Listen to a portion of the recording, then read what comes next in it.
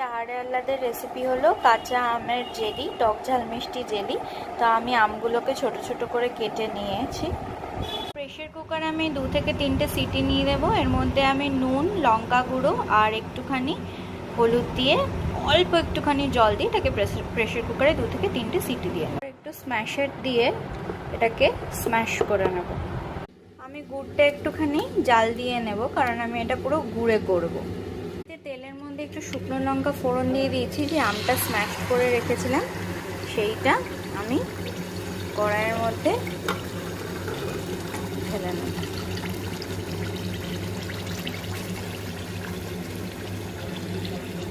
দিয়ে এটাকে আমি ভালো করে নাড়তে থাকি। আমি এর মধ্যে অল্প একটু ভিনিগার দিয়ে নিয়েছি, যাতে এটা অনেকদিন প্রিজার্ভ করা যায়। আমার এটা অলমোস্ট হয়েই গেছে।